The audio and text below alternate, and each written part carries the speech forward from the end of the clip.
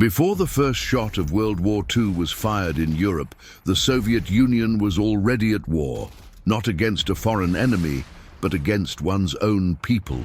While the world was still trying to recover from the First World War, within Soviet borders, terror was already marching silently, night after night.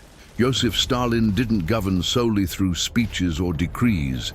He governed with pure fear, a fear that seeped into the cracks of houses, causing people to whisper even within their own families. No one trusted anyone. A neighbor could denounce another, a co-worker could fabricate an accusation. A simple, poorly chosen phrase could become a death sentence. For Stalin, absolute power demanded absolute obedience. And to guarantee this, he built something far more effective than a visible army, an invisible system of terror. Thus the Gulag was born, not as an isolated camp, but as a gigantic network of prisons and forced labor camps scattered across forests, swamps, and frozen regions where the cold kills faster than bullets. The Gulag was not just a place, it was a destination, a word whispered in terror. Those who entered often disappeared forever. Men, women, young and old were dragged from their homes in the middle of the night. There was no fair trial, there was no defense. The verdict came ready-made, stamped by the state. These fields had a clear purpose, breaking the body and mind working until you drop, freezing until you can't feel your fingers anymore, learning through pain that the state owned your life. Blood didn't need to flow in open battles. It trickled slowly, day after day, in exhausting effort, constant hunger, and the cold that burned your skin. Before the World War began, millions were already trapped in this frozen hell. The world had not yet seen tanks advancing, but within the Soviet Union, terror was already fully mobilized. The killing machine was switched on, and it didn't need war to function. This was the shadow that covered the Soviet Union, a long, cold and silent shadow that would only grow darker when war finally arrived. With the shadow of terror already cast over the country, Stalin took the next step to transform the state into a predator. There was no longer a line between protection and persecution. The Soviet government began hunting its own citizens as if they were foreign enemies. No one was safe. Peasants accused of hoarding grain, workers suspected of working too slowly, teachers who read the wrong books. Red Army, officers, heroes of the revolution, now seen as potential traitors. A single accusation, true or fabricated, was enough to set the system in motion. And the cruelest part, the terror was fueled by the people themselves. Anonymous denunciations became commonplace. Neighbors denounced neighbors to save their own skins. Co-workers accused others to take their jobs. Fear taught a simple lesson. Denouncing was a way to survive. The state watched everything. Files grew, lists were filled. The secret. Police, the NKVD, acted like a sharp blade in the dark. They didn't knock on the door during the day. They came at night, always at night, when the city slept and the silence made each step louder. Families awoke to screams. Children watched their parents being dragged out of the house without understanding why. There were no explanations, only orders, only force, only the sound of boots echoing in the hallways. For Stalin, this was not a mistake. It was strategy. A terrified people does not rebel. A broken people does not question. Fear becomes discipline, violence, management. Thus, before the war against Germany began, the Soviet Union already had millions of defeated, not on the battlefield, but in the streets, in homes, and in prisons.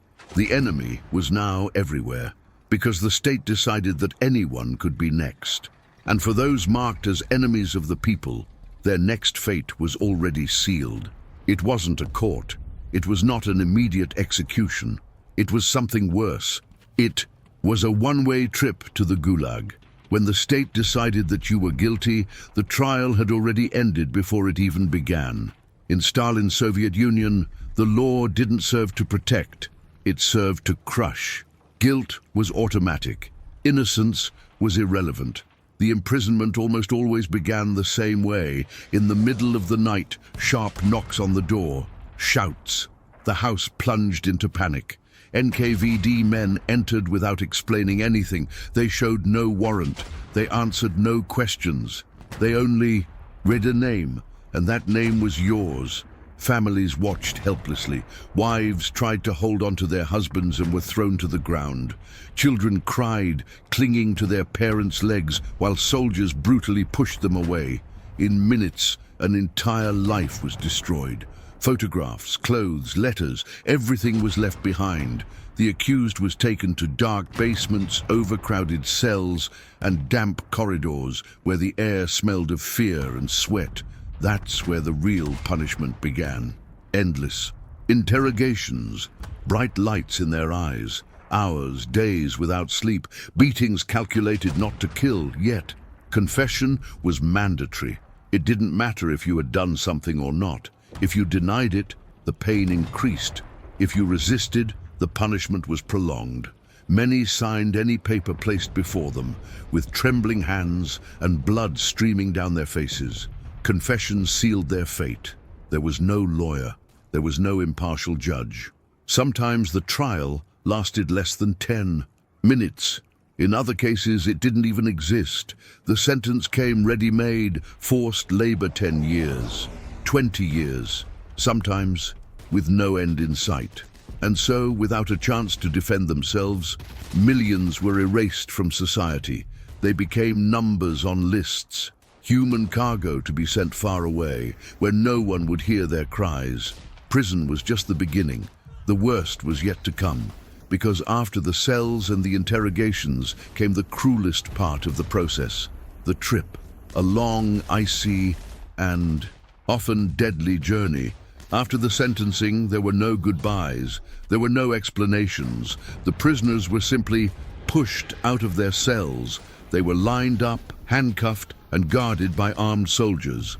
Their next destination wasn't spoken aloud, but everyone knew they were being sent far away, very far away. The journey began on the trains. Freight wagons, warehouses, once built for animals or merchandise, were now filled with people. There were no windows, no benches, only rough wood, and cold iron and piled-up bodies. When the doors closed, darkness took over. The air grew heavy. Breathing became difficult. In winter, the cold crept in uninvited. The metal froze. The walls were covered in ice from the inside. Men and women hugged each other not for comfort, but to avoid dying. Those who fell to the ground often never got up again. Food was almost non-existent. A piece of stale bread, a little frozen water. Hunger was starting to drive people mad. The silence was broken only by groans, coughs, and whispered prayers. Some screamed, others cried. Many simply remained silent, staring into nothingness. The trip could last. Weeks, no one said when it would end. The dead weren't removed immediately. They remained there, frozen, serving as a silent warning to the living. When the train stopped, guards dragged the bodies out as if they were empty sacks. For many, the journey was already their final sentence.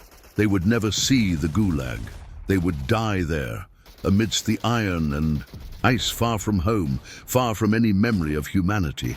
And for those who survived, the suffering was only just beginning. When the doors finally opened, there was no relief. What lay before them was worse than any nightmare. They had arrived at the Gulag. When the train doors opened, the first blow was not physical, it was the cold. A biting wind cut through their weak bodies like invisible blades. Many prisoners collapsed to the ground as soon as they descended, unable to stay on their feet after. Weeks of hunger, darkness, and terror. Before them lay the Gulag, watchtowers, barbed wire fences, spotlights pointed at the white void. Armed guards watched in silence. There were no shouts of welcome, only dry orders and empty stares. There were no people there, only disposable labor. The newcomers were lined up hastily. Whoever moved slowly got caught. Whoever fell got beaten more. Fear needed to be learned immediately. A mistake there could cost a life on the very first day. Clothes were exchanged for rags. Thin coats, worn-out boots, torn hats, in temperatures that reached 40 degrees. That was a silent sentence. Numbers replaced names. Identity no longer mattered. The smell of the camp was a mixture of smoke, sweat, feces, and death. Rotten wooden sheds lined the snow. Inside, overcrowded bunks infested with lice. There wasn't enough heating. At night, many woke up with numb bodies, if they woke up at all. The prisoner quickly learned a simple rule: survival required obedience. Questioning meant punishment. Punishment meant less food. Less food meant weakness. Weakness meant death. There, time lost its meaning. Days and nights blended together. The cold never went away. The fear never rested. And right at the first dawn, without rest, without recovery, came the next stage of hell. The whistle blew. The doors opened. It was time to work. And no Gulag, work was not punishment. It was slow execution. In the Gulag, winter was not just a season. He was the true commander of the camp, more cruel than any guard, more ruthless than any order. When the cold arrived in full force, he made no distinction between the guilty and the innocent. He simply killed. Temperatures plummeted to levels almost impossible to imagine. 30, 40, sometimes 50 degrees. The air burned their lungs with every breath. Exposed skin cracked and bled within minutes. Fingers became stiff and numb. Many didn't even realize when they were already freezing. Even so, the prisoners were forced to leave the barracks before dawn. Poorly fed and poorly dressed, they marched through the deep snow while the wind tore at their bodies. Those who couldn't keep up were beaten. Those who fell often stayed right there. The cold seeped in everywhere, through the holes in their boots, through the torn sleeves, through the cracks in the barracks. At night, men would wake up screaming, their feet black with gangrene. Others simply wouldn't wake up. Their bodies would become stiff, frozen, in their bunks, and they would be removed in the morning like broken objects. There was no break. There was no real shelter. The Soviet winter transformed forced labor into a daily sentence of slow death, cutting down trees with numb hands, carrying stones with muscles that no longer responded. Every movement hurt. Every mistake cost energy that the body no longer had. The cruelest part was that the cold didn't have to be violent all the time. Sometimes it won in its stillness. A prisoner would sit down to rest for a few seconds and never get up again. Sleep would come quickly, and with it, the end. In the Gulag, many didn't die from gunshots or beatings. They died frozen in silence while the world moved on, unaware. And yet the whistle continued to sound every morning, because for the system, even winter wasn't an excuse to stop. The work had to continue. Work until death. In the vast and merciless empire of the Soviet Gulags, where the horizon was lost in an endless whiteness of snow and desolation, work was not merely a punishment or an obligation imposed by the Stalinist regime. No, it was a meticulously forged weapon, an invisible blade that cut through the soul and body without the sound of a gunshot, without the spectacle of a public execution. It was the perfect instrument to annihilate the human spirit, to transform men and women once full of life into empty shells, dragging themselves through the frozen eternity of Siberia or the dark mines of Kolyma. Imagine, if you can, the terror of waking before dawn, with the icy air cutting your skin like 1,000 needles, knowing that the day ahead would bring no relief, only an inexorable march towards the abyss. Prisoners, many of them intellectuals, peasants, soldiers, or simply victims of unfounded accusations during the great purges of 1937-1938, were dispatched to the far reaches of the Soviet Empire. Places like Vorkuta in the Arctic Circle, where the sun refused to rise for months on end, or Norilsk, with its nickel mines that devoured lives like an insatiable monster. There, the tasks were designed not to build the socialism promised by Stalin, but to squeeze every last drop of vitality out of them, cutting down colossal trees in the taiga forests, where the trunks were as thick as towers and the saws, rusty and dull from incessant use, demanded a Herculean effort that left arms trembling and hands raw. Each blow echoed like a lament, but the silence of the forest swallowed the cries of exhaustion. And when the snow fell thick and relentless, the prisoners were forced to dig trenches in the frozen ground, hard as diamond, using pickaxes that broke against the resistance of the earth, leaving wounds that never healed in the biting cold. The workdays stretched like a distorted eternity, from dusk till dawn, 12, 14, even 18 uninterrupted hours, under the watchful gaze of guards who seemed like specters from a nightmare. It didn't matter if fever consumed the body, if pneumonia settled in the lungs with a hoarse, bloody cough, or if the swollen, frozen feet threatened gangrene. The daily quota, an absurd amount of sawn timber, extracted ore, or dug canals, was non-negotiable. Failure meant a reduction in the already meager ration, a vicious cycle that accelerated the downfall. A man who could barely lift a tool the day before saw his strength evaporate even further, his body betraying him in a macabre dance of progressive weakness.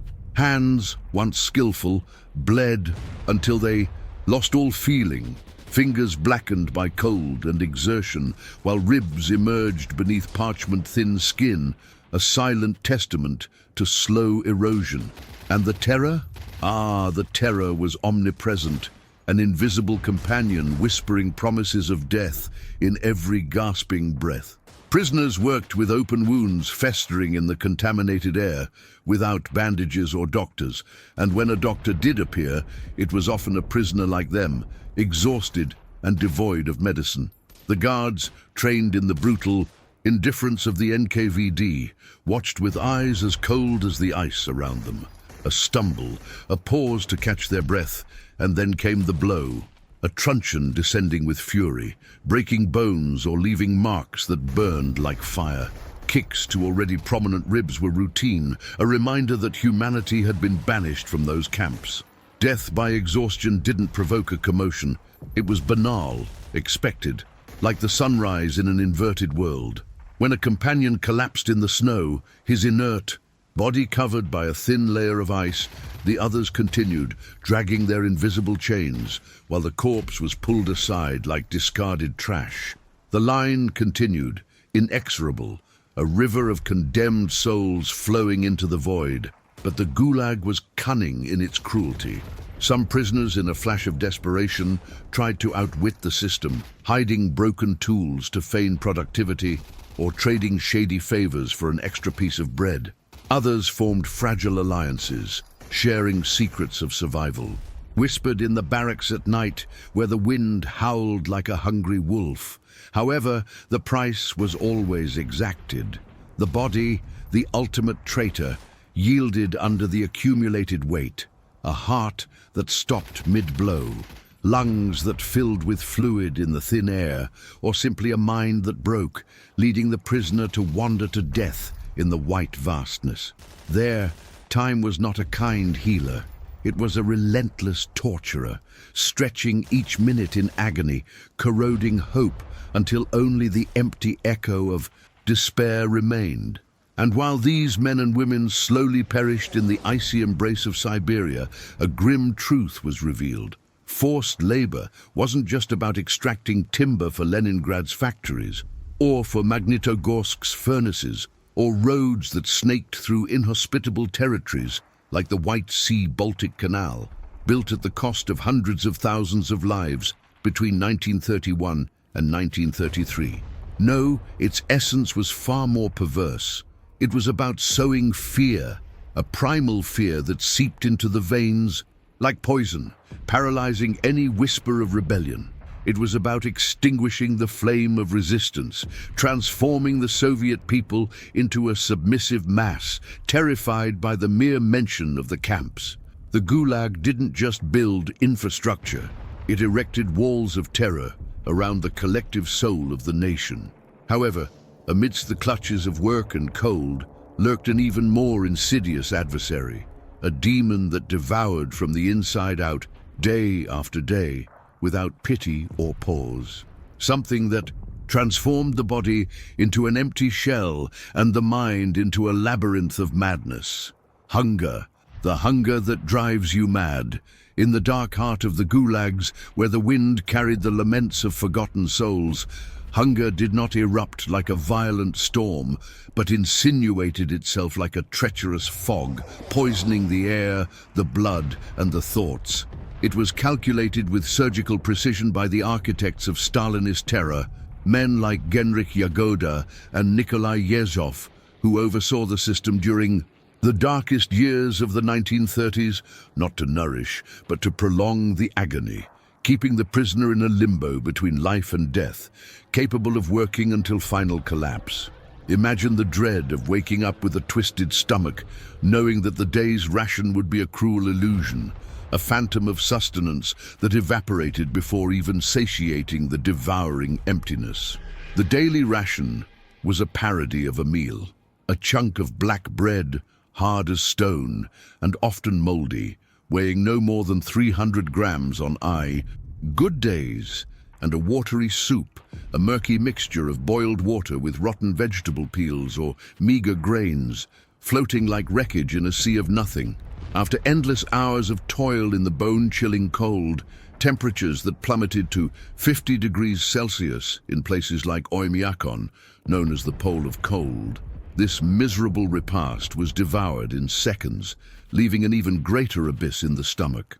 The body, starved for calories that never arrived, began to consume itself. Muscles melted, bones weakened, and the skin stretched over the skeleton like a funeral veil. Eyes sank into deep sockets, turning faces into masks of living skulls, while bellies swelled in grotesque irony, filled with fluids trapped in a failing body. Hunger spared no one, transforming even the strongest into walking specters. Men who once lifted weights with ease now trembled as they carried a tool, their legs weakening like dry branches in the wind.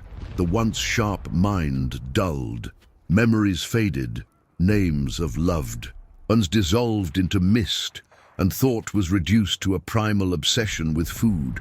Prisoners dreamed of imaginary banquets, warm bread, succulent meats, ripe fruits they would never see again, waking with bitter saliva in their mouths and a despair that corroded their sanity. Some hoarded precious crumbs in their tattered pockets, touching them like talismans against the void, while others, driven mad by torment, stole from their companions, risking brutal beatings or summary executions by the guards who encouraged such chaos in order to divide and conquer. The terror of hunger pushed the limits of humanity to unimaginable abysses. In desperation, prisoners resorted to extremes, chewing tree bark that scratched their throats like blades, boiling old boot leather to extract a bitter and indigestible broth, or devouring frozen roots that caused lethal diarrhea. There were reports of men drinking melted snow contaminated with excrement, even knowing that this would bring dysentery and a slow, agonizing death. And when the body reached its breaking point, it simply gave up. A prisoner would fall during the march to work, without a groan, without a final struggle, just a silent collapse in the snow, the heart stopping in the middle of nowhere.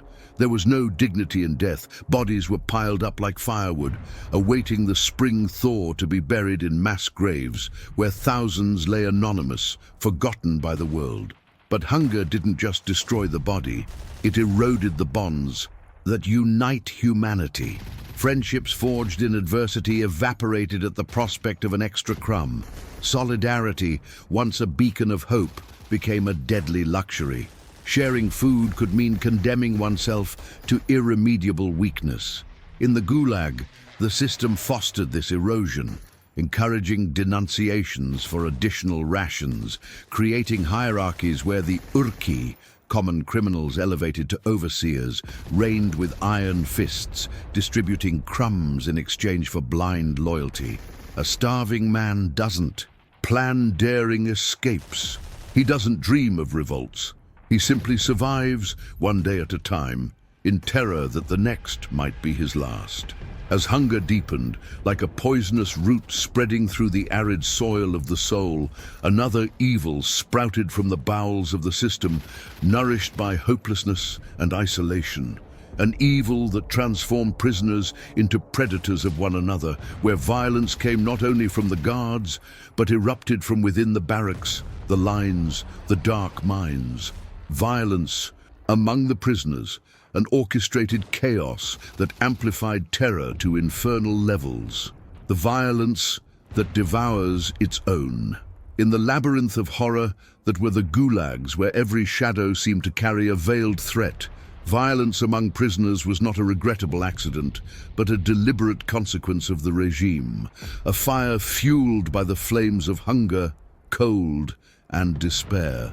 Stalin and his henchmen, aware of the divisive power of internal chaos, allowed and even encouraged the camps to become arenas of brutality where the weak were devoured by the strong and trust dissolved into paranoia.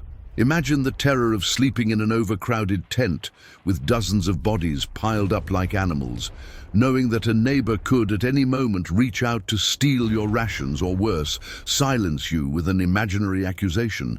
The Urki, the professional criminals who formed the elite of the political prisoners, were the masters of this anarchy. Elevated by the guards to positions of authority, they reigned with a ferocity that rivaled that of the wolves of the taiga. Tattooed with symbols of their underworld, stars, crosses, skulls that told stories of past crimes, they extorted, beat, and killed with impunity.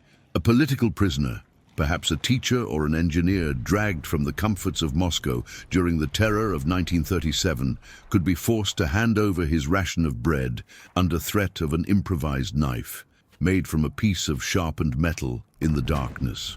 Refusal meant a savage beating, calloused fists descending like hammers, breaking noses, teeth, and spirits.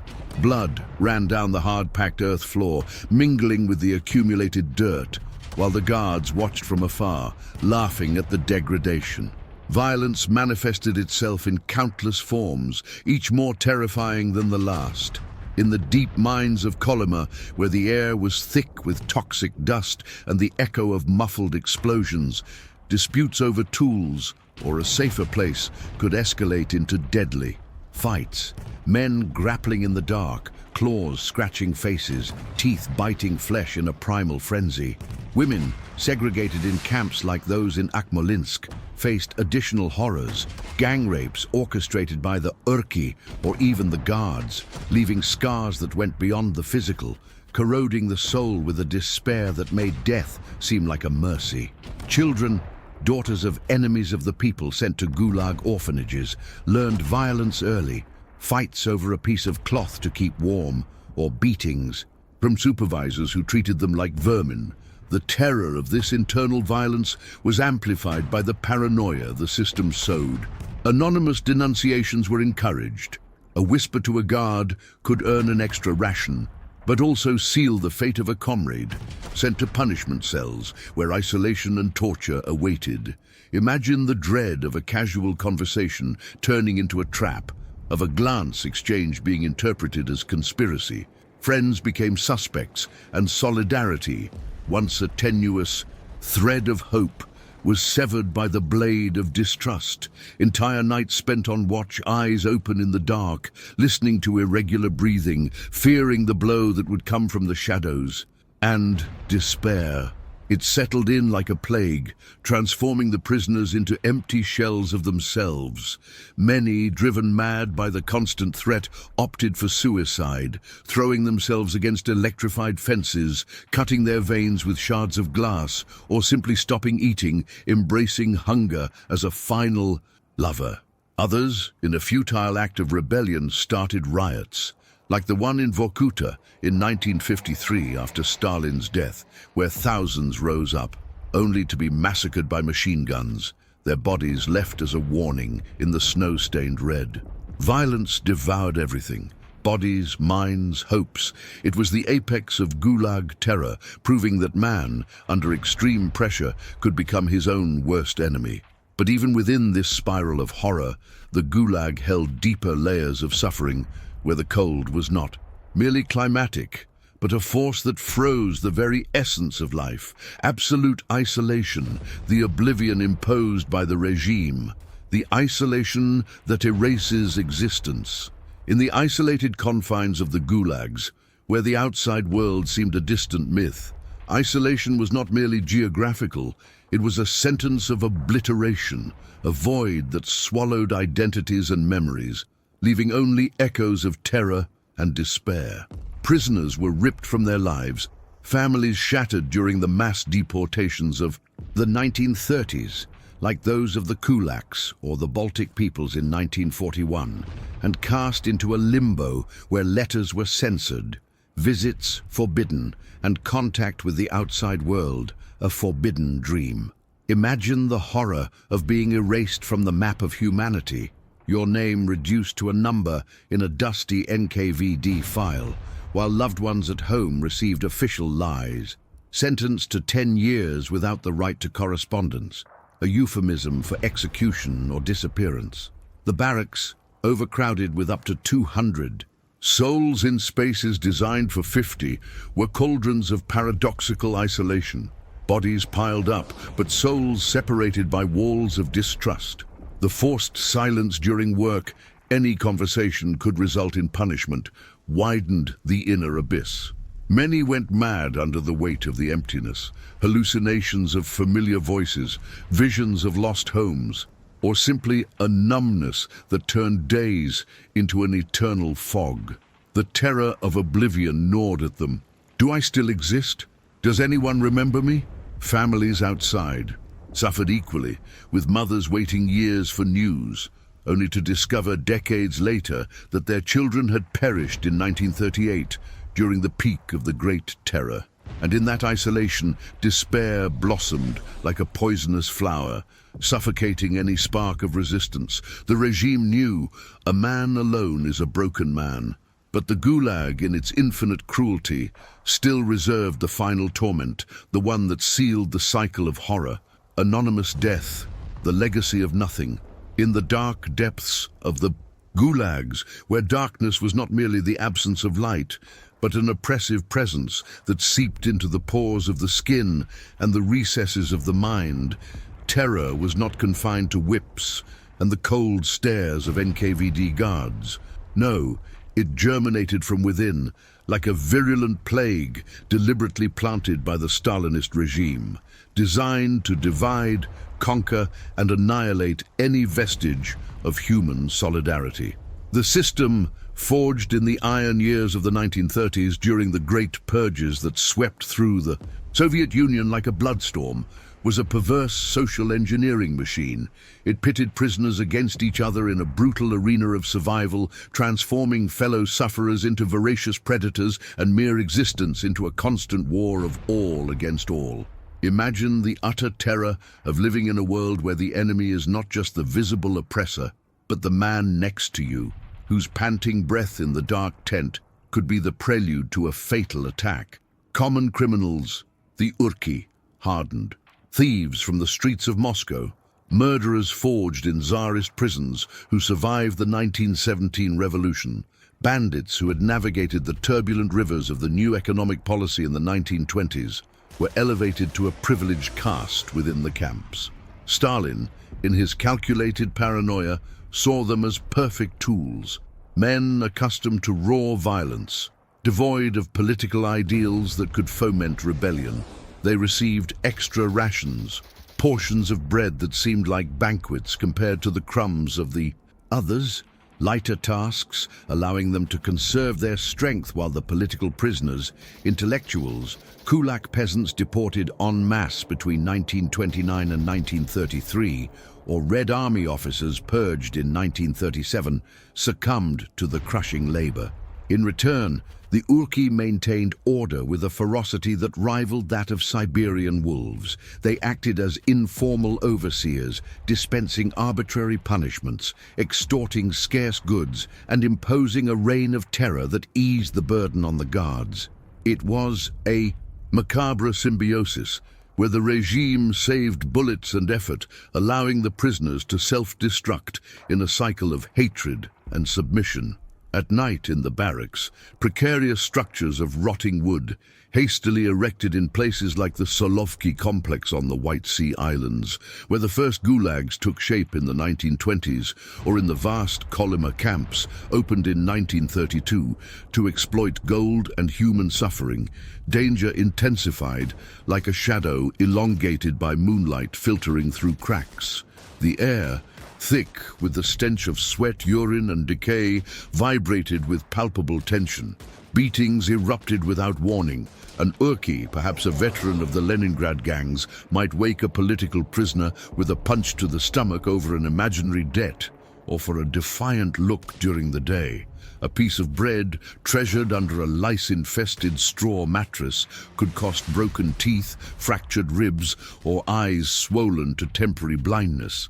The sounds, muffled grunts, cracking bones, stifled groans, echoed like a symphony from hell, while the other prisoners feigned sleep, paralyzed by the fear of becoming the next target. Many fell asleep with their arms wrapped in their tattered shoes, those leather rags that meant the difference between frozen feet and inevitable gangrene, knowing that waking up barefoot in the deadly Siberian cold was tantamount to a slow death sentence. But the violence wasn't limited to sudden outbursts. It was a constant erosion, a corrosion of the soul that manifested itself in subtle humiliations and veiled threats. An Urki might force a prisoner to lick the dirty floor as a lesson in humility, or whisper promises of future pain into terrified ears, creating a veil of paranoia that transformed every exchanged glance into a potential betrayal. The weakest, the elderly deported from the Baltic republics in 1941, or frail intellectuals like the writers and poets dragged from the universities of Kiev, paid the highest price. They were exploited as personal slaves, carrying extra tools, cleaning excrement, or suffering abuse that went beyond the physical. And then, in the darkest corners of the barracks, the silent horrors occurred, those that language hesitates to name: sexual abuse, gang rapes perpetrated by the Urki against men and women alike, screams muffled by the damp wooden walls, leaving victims marked by a profound shame, a wound to their dignity that bled invisibly day after day. In the Gulag, even the essence of humanity was violated, stolen in acts that transformed survivors into empty shells, haunted by memories that time would never erase. The guards, impassive sentinels trained in the academies of terror in Moscow, not only knew all of this, they allowed it, encouraged it, turning a blind eye or even providing improvised tools for the punishments. The more the prisoners tore each other apart, the less the regime needed to intervene directly. An economy of resources that aligned perfectly with the Stalinist logic of brutal efficiency. Violence became routine, a pulsating rhythm that dictated daily life. Waking up with new bruises, working under hostile gazes, sleeping with a heart racing from the imminent terror. Fear was a constant companion, a weight that bent backs already hunched by work, whispering that the enemy was not beyond the electrified fences, but lying beside them, breathing the same contaminated air. And yet, amidst this abyss of inhumanity, flashes of humanity persisted, fragile as sails fluttering in the Siberian wind. Some prisoners, perhaps a group of Poles deported after the Molotov-Ribbentrop Pact of 1939, risked everything to help a sick comrade, sharing a sip of warm water or a tiny piece of bread hidden from the Urki's clutches. These gestures, small acts of rebellion against the chaos, carried a mortal danger. Any sign of weakness, of compassion, could be exploited, punished with a beating that left eternal scars, or with a denunciation that led to solitary confinement, where cold and loneliness devoured the mind. But these rare moments illuminated the darkness, proving that, even in the heart of terror, the human spirit could resist, even if by a tenuous thread of shattered hope. However, as the world outside plunged into even greater flames, The internal hell of the Gulag only intensified, preparing the ground for suffering of epic scale. And then war arrived, not as a liberator, but as a multiplier of horrors. 10. The war reaches the Gulag. When Nazi troops crossed the Soviet border on June 22, 1941, launching Operation Barbarossa that would engulf the Soviet Union in a conflagration of biblical proportions, the world officially entered the maelstrom of World War II. But within the barbed wire of the Gulags, hell did not reinvent itself. It merely deepened, expanding like a gangrenous wound that consumed everything around it. For Stalin, the father of the peoples, whose paranoia had already claimed millions in the preceding years, the invasion was not a call for mercy or the alleviation of internal punishments. On the contrary, it was the ultimate justification for tightening the screws of the repressive machine even further, transforming the camps into furnaces of war production where human suffering was the primary fuel. Imagine the abysmal despair of prisoners already on the verge of collapse, hearing the distant echoes of bombs and cannons, knowing that war would bring no salvation, but only additional layers of agony, where each day became a lost battle against an invisible and omnipresent enemy. The Soviet state, cornered by the German blitzkrieg that captured cities like Minsk and Smolensk in the first months, demanded everything and more. Hastily sawn timber to erect makeshift trenches on the Western Front, coal extracted from the Vorkuta mines to fuel the tank factories in the Urals, ore from Kolyma to forge cannons and ammunition to defend Leningrad during the 900-day siege that began in September 1941, and rudimentary roads dug into the permafrost to allow the Red Army to advance. Who would bear this titanic burden? The prisoners, of course, those millions of condemned souls, swelling the camps with new waves of deportees from border regions like the Crimean Tatars or the Chechens, accused of collaborating with the enemy in 1944. The work, already crushing, rose to insane levels. Daily quotas doubled or tripled, shifts stretching to 18 or 20 hours under the relentless summer sun or the eternal darkness of the polar. Winter, food, already a cruel illusion, dwindled even further. Rations reduced to 200 grams of bread a day, soups that were little more than water tinged with ashes, leaving bodies that could barely sustain themselves, let alone produce for the great patriotic war. The shrill whistle of the guards now echoed even before dawn, jolting the prisoners from a sleep tormented by nightmares of hunger and violence. Rest, that forgotten luxury, evaporated completely. Exhausted men, with high fevers that burned like internal furnaces, open wounds oozing pus into the contaminated air, and bones broken from accidents in the mines, were forced to continue, dragging themselves like zombies in a funeral march. War allowed no excuses, and the Gulag, echoing the Stalinist rhetoric of everything for victory, punished any weakness with kicks, batons, or further reductions in rations, accelerating the cycle of destruction. Winter, always cruel in Siberia, became an even more voracious monster, not because temperatures plummeted below 60 degrees Celsius in places like Oymyakon, but because bodies, devoid of any reserve of fat or vitality, succumbed en masse. Prisoners worked like automatons, driven solely by the terror of imminent punishment, a whip falling on their backs, or the threat of being thrown into a penalty zone where the work was even harder and death more certain.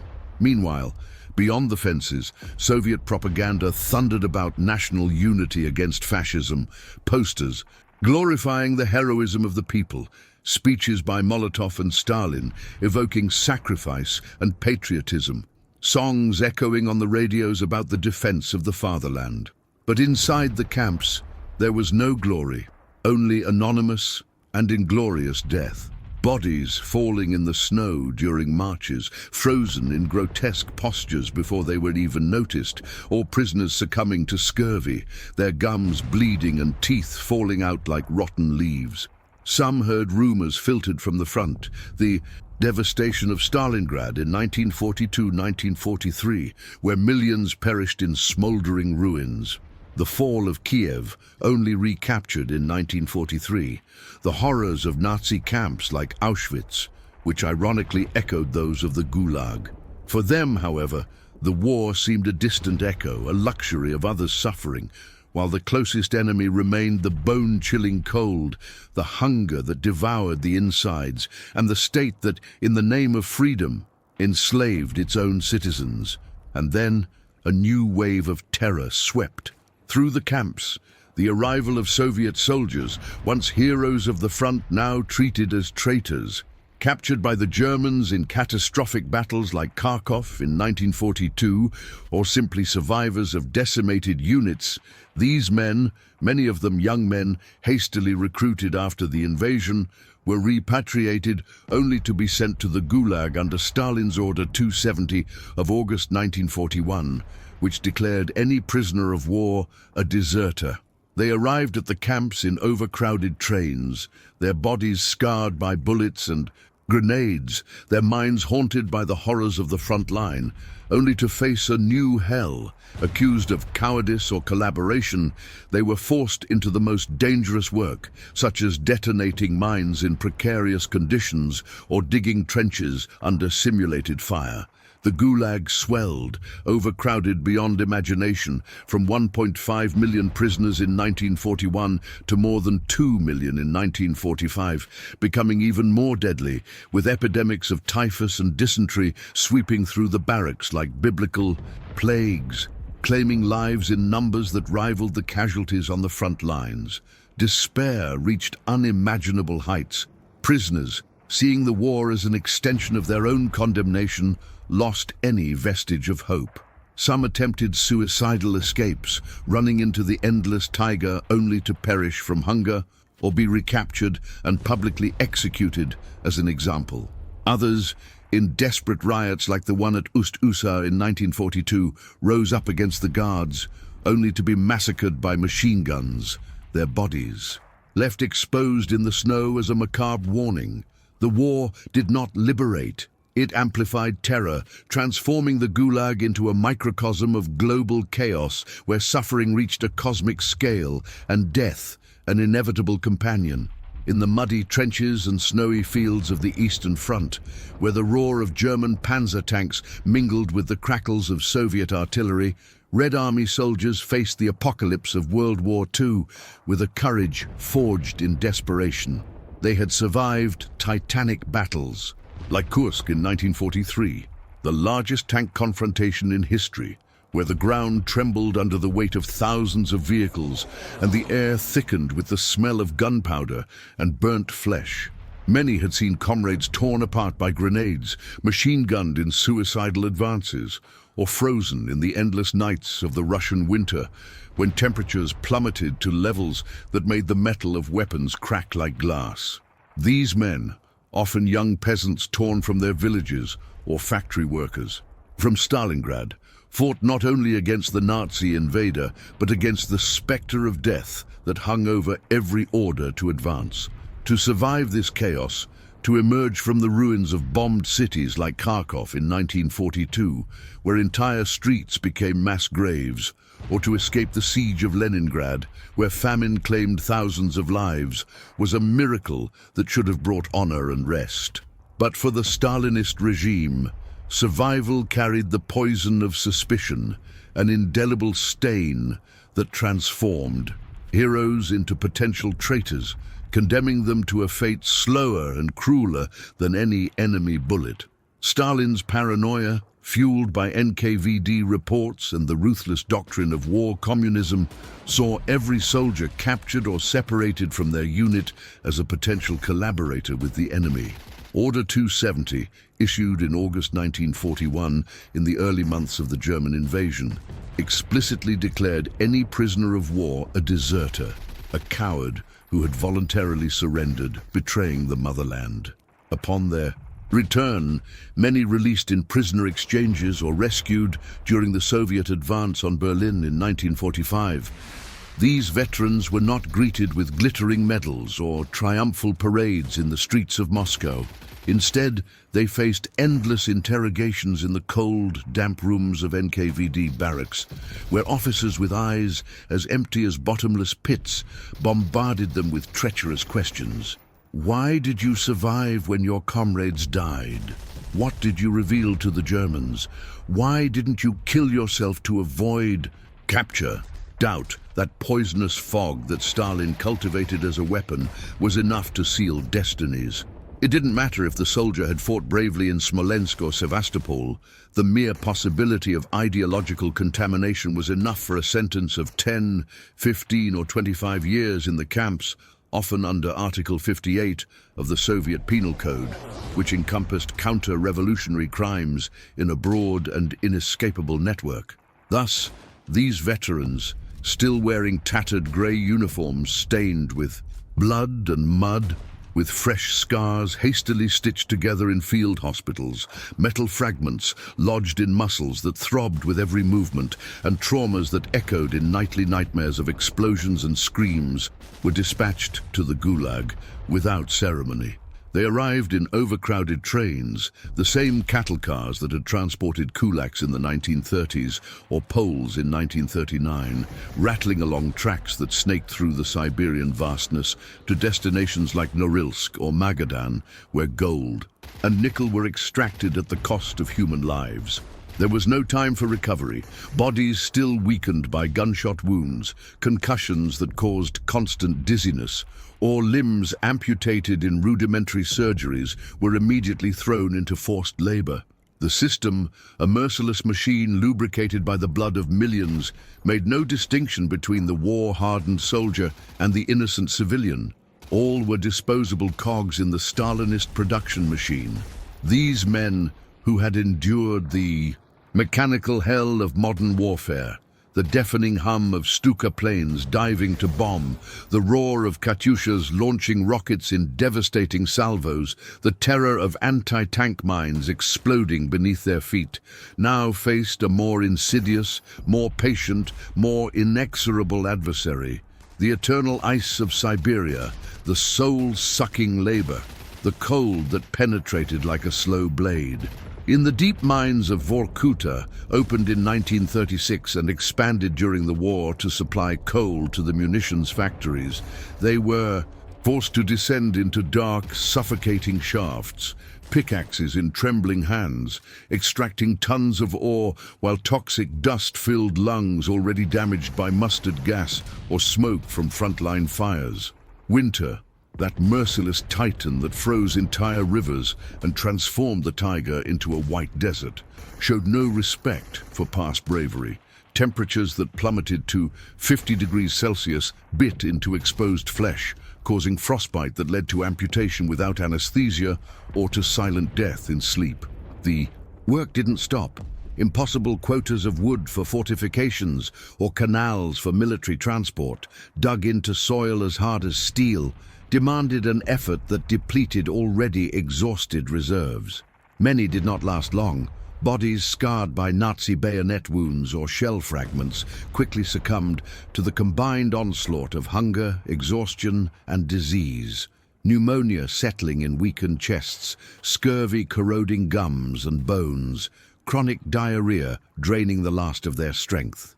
The irony was a twisted dagger in the heart, escaping a quick and glorious death in war, perhaps surviving the Babi Yar massacre in 1941, where tens of thousands were shot in ravines, only to slowly perish in the icy anonymity of the Gulag, unrecognized, without a marked grave, without a line in newspapers extolling Soviet victory. Some tried to cling to sanity by sharing whispered stories in the barracks at night, accounts of victories at Stalingrad, where the Nazi siege was broken in February 1943 after months of house-to-house fighting. Memories of fallen comrades in Berlin, raising the red flag over the Reichstag in May 1945. But these reminiscences, instead of consoling, inflicted fresh pain. The contrast between past heroism and present degradation amplified despair, turning hope into a dangerous illusion that could lead to madness or suicide. For Stalin, secluded in the Kremlin, reviewing execution lists with a red pen that sealed destinies, none of this mattered. The system demanded incessant production, ammunition for the front, resources to rebuild a nation devastated by invasions that cost 27 million Soviet lives, not heroes who could question authority. While these soldiers died in silence, buried in mass graves that the spring thaw revealed as macabre ossuaries, the outside world saw the Soviet Union as an unshakable fortress, bravely resisting Nazism at conferences like Yalta in 1945, where Stalin negotiated with Churchill and Roosevelt as an equal. Few, beyond whispers in diplomatic circles or reports from defectors, knew of the internal rot, the terror that devoured its own children, turning victories into bitter ashes. The Gulag operated tirelessly, a shadow behind the Iron Curtain, fueled by a primal fuel, constant fear, which was not a mere byproduct, but the essential method for sustaining the empire. In the vast and grim archipelago of the Gulags, scattered like a constellation of suffering across the far reaches of the Soviet Union, from the Solovetsky Islands in the White Sea, the system's birthplace in 1923, to the remote intercamps in the Arctic erected in the 1940s, fear was not a fleeting emotion or an accidental consequence of the regime. It was a living, palpable entity, as ubiquitous as the biting wind that howled across the snowy plains or the ice that imprisoned rivers in a deadly embrace. Fear permeated every aspect of existence. In the shrill whistle that pierced the dawn, summoning exhausted bodies for another day of infernal toil. In the icy stares of the guards, trained to see betrayal in every blink. In the oppressive silence of the barracks at night, where whispers could be fatal and dreams of freedom turned into nightmares of punishment. The Stalinist system, a meticulous construction of terror erected upon the foundations of the 1917 revolution and solidified in the purges of the 1930s, needed no manuals or speeches to impose its rules. Fear taught by itself, a lesson etched into flesh and soul with the precision of a sadistic surgeon. Each punishment was a public spectacle, a macabre performance designed to sow terror in the minds of the survivors. A prisoner accused of sabotage, perhaps for failing to meet an unrealistic quota in a Kolyma mine, where gold was extracted in conditions that made hell seem merciful, was dragged to the center of the camp, beaten with batons until bones broke and blood stained the snow a vivid red, a living warning to those who watched in terrified silence. When someone disappeared after an anonymous tip or a trivial mistake, like lingering on a guard, no one dared question their whereabouts. The emptiness left in the morning roll call line was lesson enough. To ask was to invite the same fate, a spiral of paranoia that turned fellow prisoners into potential informants, isolating each soul in a private prison of distrust.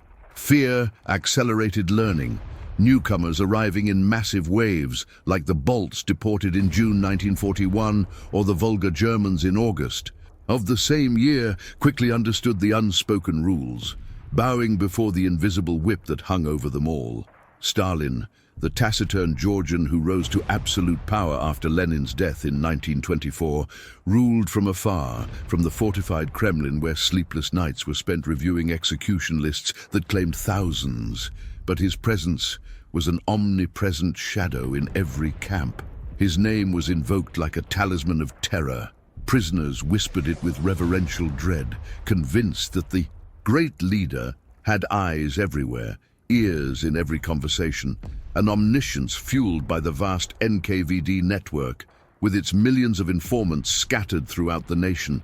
This was not mere propaganda, the giant posters with his austere face, the hymns sung in unison at forced parades, the worship rituals that permeated even the Siberian hinterlands. It was refined psychological torture designed to corrode the mind, causing prisoners to internalize surveillance. They learned to police themselves, controlling words that might slip out in a moment of weakness, suppressing gestures that revealed discontent, even taming rebellious thoughts that, if verbalized, could lead to solitary confinement, where absolute darkness and silence devoured sanity drop by drop. Fear isolated, fragmenting any possibility of true unity. In overcrowded barracks where bodies piled up like firewood, souls remained distant, separated by invisible walls of suspicion. A careless comment about dwindling rations could be overheard by an infiltrated Urki, turning into a denunciation that earned extra years of sentencing or summary execution. A prisoner's outpouring about the family left behind, perhaps a wife on a collective farm in the Urals, or children in state orphanages, became a weapon in the hands of informants who traded loyalty for crumbs of privilege. This erosion of human trust amplified terror to cosmic levels, transforming the Gulag into a microcosm of the Stalinist empire, a society where solidarity was a deadly luxury and survival depended on eternal vigilance against the other. Meanwhile, beyond the electrified fences and watchtowers, the country marched on, driven by this same mechanism of dread. Factories in Sverdlovsk produced T-34 tanks at breakneck speed. Armies advanced across Eastern Europe in 1944-1945, reclaiming lost territories with a fury that masked the human cost. The state machine functioned not through genuine loyalty, but through widespread terror. The Gulag served as a silent warning to the civilian population, a reminder that any deviation, a joke about the regime, a bad harvest in a kolkhoz, an association with enemies of the people, could lead to the depths of hell. "This could happen to you," echoed the implicit message, infiltrating cities like Leningrad, remote Ukrainian villages, and modest homes where families trembled at the sound of nightly knocks on the door. Fear seeped out like a polluted river, contaminating the entire nation, ensuring blind obedience and sustaining the empire on pillars of terror, not progress or ideals, but terror, that insatiable beast, exacted an exorbitant price, corroding the foundations of the system that spawned it. As the war progressed, with victories like Berlin in 1945 costing rivers of Soviet blood and bodies piled up in heaps that the thawing revealed as monuments to horror, the traces of the Gulag became impossible to completely conceal. Accounts of deserters fleeing to the west, whispers at Allied conferences, or simply the demographic void of a nation losing entire generations began to crack the facade of invincibility. Because there was something that not even omnipotent fear could entirely erase: the mass deaths, those oceans of accumulated suffering that overflowed the boundaries of secrecy, becoming too evident to be ignored, foreshadowing fissures in the Stalinist monolith. In the frozen heart of the Gulag, death ceased to be an event. It became routine. Men died every day from cold, hunger, exhaustion, disease, beatings. So many died that counting ceased to make sense. The numbers were lost. The names disappeared. When someone died during work, the body was dragged to the side of the road or the mine. At night, other prisoners were forced to carry the dead. There were no coffins, often not even deep graves. The frozen ground prevented any dignified burial. The bodies were thrown into shallow ditches or simply covered by snow. Within a few days, the landscape swallowed everything. The ice erased all traces. It was as if those people had never existed. There was no ceremony. There was no prayer. The whistle sounded the next day as if nothing had happened. The empty bunks were quickly occupied by new prisoners. The system didn't stop to mourn. Some camps kept records. Others didn't even do that. Millions disappeared without a death certificate, without a letter for their family, without explanation. For those left behind, silence was the only answer. The cruelest part is that many died without ever understanding why. They didn't know what crime they had committed. They didn't know when their sentence would end. They died believing they had been forgotten by the world. And in a way, they did. because while the bodies were piling up in the ice, the world was preoccupied with war, with battles, maps, and victories. Few looked inside that closed empire where people were slowly consumed, far from the cameras and history books. But the end of the war was drawing near, and with it came the promise of change, a promise that for many it would never be fulfilled. When World War II finally came to an end, the world celebrated.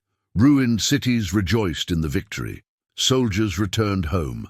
Speeches spoke of reconstruction, peace, and a new beginning, but in the Gulag, nothing changed.